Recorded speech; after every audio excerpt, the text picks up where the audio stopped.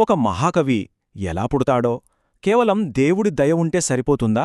లేకపోతే ఆ దేవుడి దయను ఎలా పొందాలో దారి చూపించే ఒక తెలివైన వ్యక్తి కూడా ఉండాలా?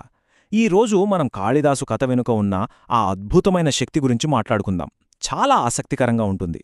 చూడండి, ఒక పక్కన చదువుల తల్లిలాంటి ఒక రాజకుమారి, ఇంకో పక్క అక్షరం ముక్కరాని ఓ మామూలు గొర్రెల కాపరి. వీళ్ళిద్దరికీ పెళ్ళయిందంటే నమ్మగలమా? అసలు వీళ్ళని కలిపింది విధి అనుకుంటున్నారేమో. కానేకాదు, పగ.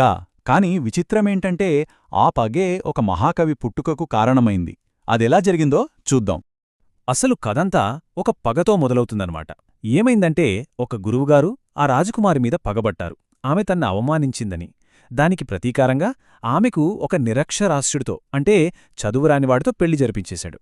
ఇక వాళ్ల మొదటి రాత్రి ఆ భయంకరమైన నిజం బయటపడింది. ఆ క్షణంలో ఆ అమ్మాయి పరిస్థితి ఆలోచించండి. తన ప్రపంచమే తలకిందులైపోయి ఉండాలి కదా. తనను ఇంత దారుణంగా మోసం చేశారని, తన జీవితం నాశనమైపోయిందని ఏడవాలి.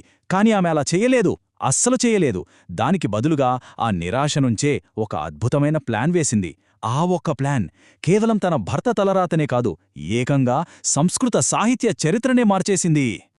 అంటే చూడండి, ఆమె అక్కడ కేవలం ఒక భార్యలా ప్రవర్తించలేదు, ఒక గురువుగా మారింది. అయ్యో, నన్ను మోసం చేశారని బాధపడుతూ కూర్చోలేదు, ఒక స్ట్రాటజిస్ట్లా ఆలోచించింది. అతన్లో ఉన్న అజ్ఞానాన్ని ఒక శాపంగా చూడలేదు, దాన్ని దేవుడి ఆశీర్వాదం పొందేందుకు ఒక సాధనంగా మార్చొచ్చనామె గ్రహించింది. అద్భుతం కదా. ఆమె ప్లాన్ ఎంత పక్కాగా ఉందో తెలుసా? చాలా క్లియర్ ఇన్స్ట్రక్షన్స్ ఇచ్చింది. ఇప్పుడు నువ్వు ఉజ్జయినిలోని కాళికాదేవి గుడికి వెళ్ళు. తెల్లవారకముందే గుడి లోపలికి వెళ్ళి గడియ పెట్టేసుకో.